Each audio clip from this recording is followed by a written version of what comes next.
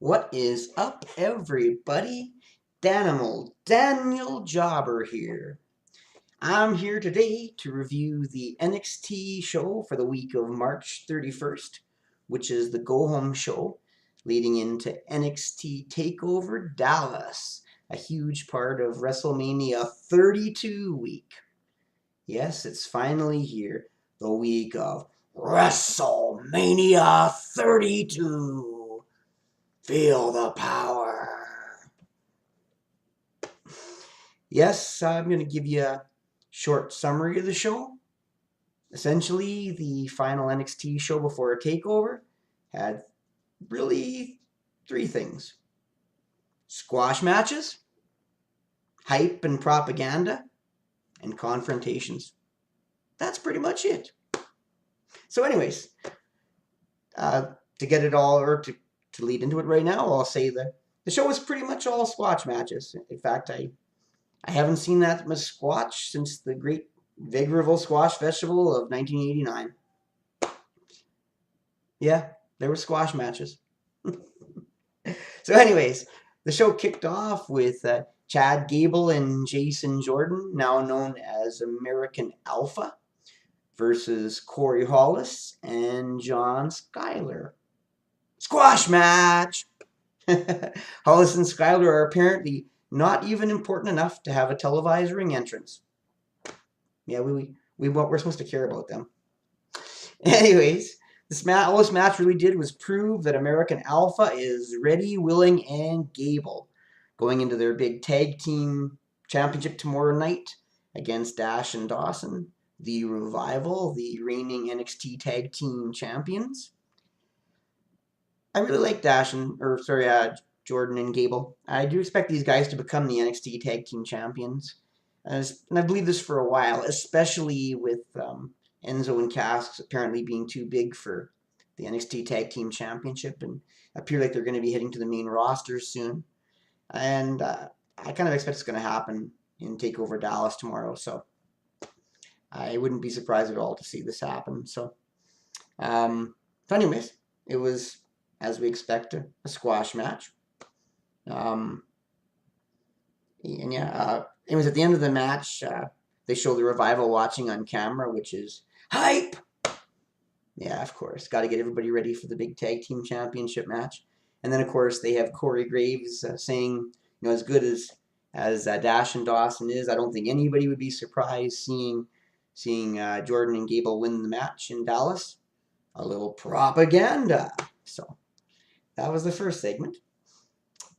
So let's see. After that, we led into a short interview with Finn Balor about his big title defense against Samoa Joe, adding a little bit of hype to the main event. Good interview. Nothing wrong with it. After that, we have one of my favorites, Baron Corbin versus, I think, Mike Kilarian was his name.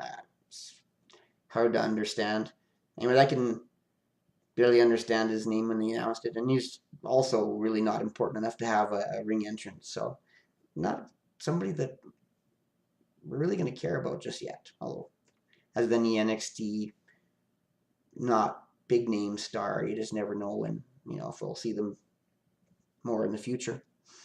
Anyways, before the match, there's some footage of his match leading into his big match, I should say, against Austin Aries at TakeOver, adding a little bit of hype to that. So, yes.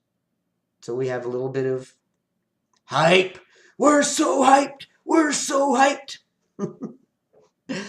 Anyways, I'm a big fan of Baron Corbin. In case you haven't noticed that yet. So, anyways, Baron Corbin wins with a deep six. A deep six? What happened to the end of days? I was thinking, and obviously the audience was thinking the same thing because they must have called him out on it, because shortly after that he picks up Mr. Kalarian and seals it with a kiss with an extra end of days on him. So, and then gestures to the audience in a confrontational style. So I have a feeling that the audience was just as surprised that he didn't use the end of days as I was. Kind of enjoy seeing Baron Corbin squashes opponents with the end of days. So anyways, it was a fairly uneventful match. After that, then there was a bunch of talk about Sami Zayn versus Big Nakamura, the big scary Japanese guy with the cool face coming into NXT. And of course, a big introduction to Nakamura from some different superstars. Let's see, translation. Hype and propaganda! I have to admit it though, I'm really looking forward to Nakamura's debut match against Sami Zayn. I want to see what all the hype is about, I guess. So anyways, after that, we have the tag team champions, Dash and Dawson, now known as the Revival, versus Tucker Knight and Steve Cutler. They're obviously important because they had no televised ring entrance either. So let's see. Squash match! I've been squashed! Another squash match! When did Dash and Dawson become the Revival anyways? What is it they're actually reviving? The thought that tag team names with a single word with "the" in front of it are easy to remember. I never had a problem remembering them as Dash and Dawson. I don't know. With Jordan and Gable now being called American Alpha, and with Dash and Dawson now being the Revival, I'm finding things more confusing than ever. If it ain't broke, leave shit alone. No, whatever. I guess things change. I don't know. For the longest time, NXT always had guys with two names: Blake and Murphy, Jordan and Gable, Enzo and Cass, Dash and Dawson. Now they all have to have team names for some reason. I really don't know why. Anyways, of course, they have to remind people that Dash and Dawson are good, and that's why they're deserving of being the tag team champions. So we need a little propaganda.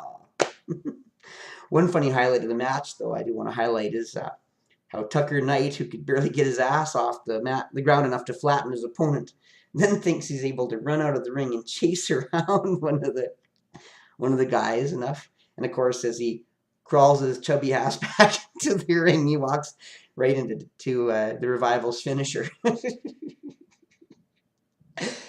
Quite a way to end the match, and not really showing off Mr. Nighty Night's better side there, but it's probably the perfect guy to be in that squash match. So sorry, Mr. Knight, I just wasn't really impressed.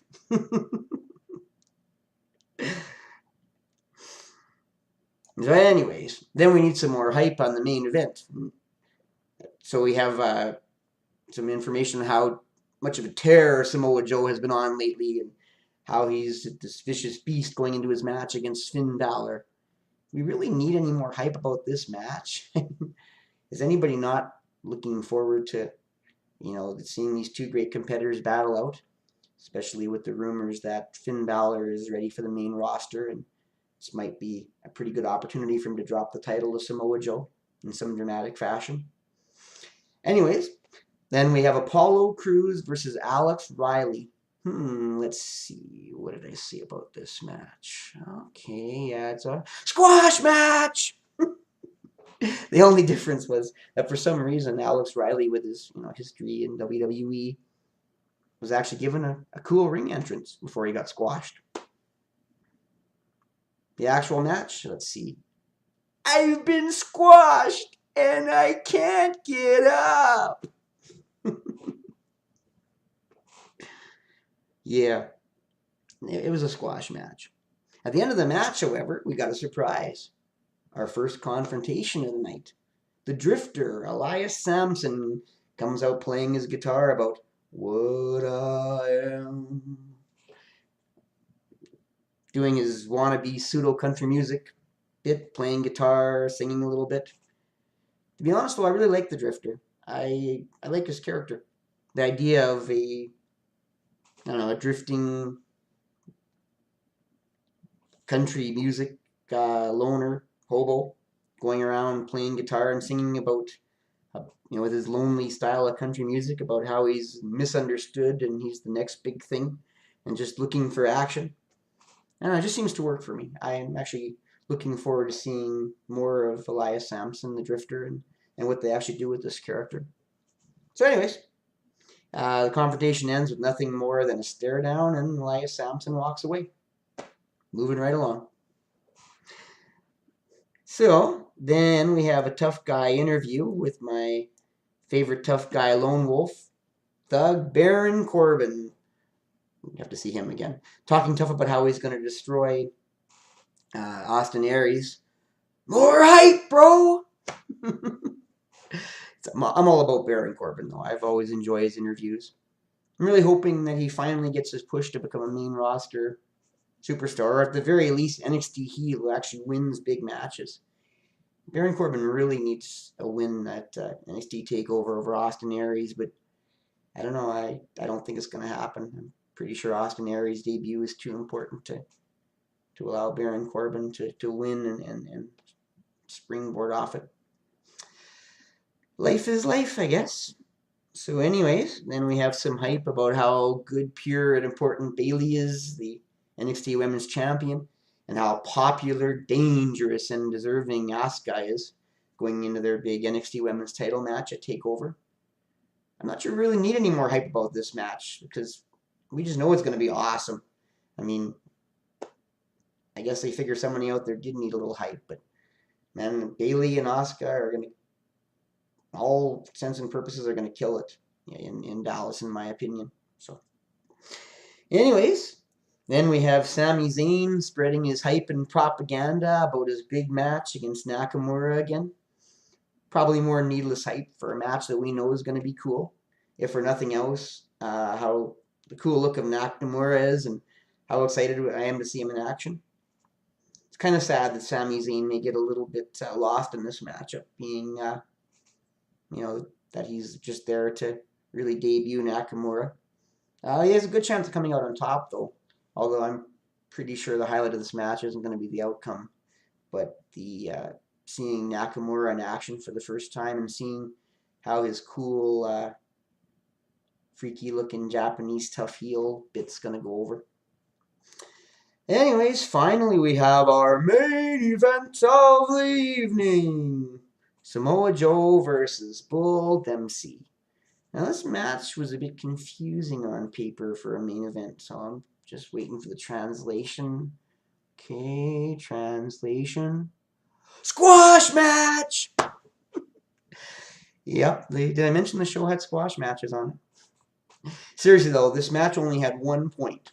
For Samoa Joe to win easily and then start acting like a big a-hole so that William Regal can come out and start bitching, and then Finn Balor could come out and have a physical, dramatic confrontation with him. Just basically wetting everyone's whistle for the big main event at NXT TakeOver, giving us, yep, you guessed it, hype for the NXT title match. So did anyone really have to wonder what the purpose of this match was? Did anybody think it was going to be a real intriguing main event? I don't know, it kind of gave itself away from the minute they announced it for me. So anyways, you don't need to belabor the point. To recap, the go-home NXT TakeOver had, did I mention it had squash matches? Okay, how about hype and propaganda? Yeah, I kind of thought I may have mentioned that. And finally, did I say there was confrontations? Yeah, there was a few. That's pretty much the whole show in a nutshell. Seriously though, I did think the go home show leading into TakeOver Dallas did exactly what it was supposed to do: give you a tiny little snack and leave you starving for the big event for more leading into TakeOver Dallas so that you'll watch. There was really nothing wrong with the show, and I'm sure if you don't mind watching shows for squash matches, hype and propaganda, and a few confrontations, that you didn't like the show. I mean, it was a good watch. And like I said, just adds a little bit of intrigue for the big event, which is TakeOver Dallas. I mean, there's nothing they could do to have really compared to that event anyway. So, but yeah, and it's important. I mean, as TakeOver Dallas may actually provide the biggest and most memorable highlights of the WrestleMania weekend. It's going to be an awesome spectacle. Anyways, that's about all I have to say about the final takeover show, or the NXT show leading into takeover. I'm planning on doing a simple preview video on, you guessed it, WrestleMania 32. So yeah, make sure you stay tuned to my channel for this. I'm looking forward to really looking deeper into the show and peeling back the layers and finding the deep fine points of what's going to be, in my opinion, a good show. I am looking forward to WrestleMania. I know a lot of people feel this is the worst led into WrestleMania in a long time, and it may be, but I mean, I'm intrigued by the matches, and it is what it is. I'm expecting to see them put on a good show regardless of the lack of stories and that sort of thing. Anyways, I'm going to wrap this up. Once again, I'm Danimal Daniel Jobber. Thanks for watching. If you enjoyed this video, make sure you give it a big thumbs up. Leave some comments if you like. And be sure to subscribe to my YouTube channel. And be sure to follow me on Twitter at Daniel Jobber. You guys take care, and I'll see you next time. Jobber out.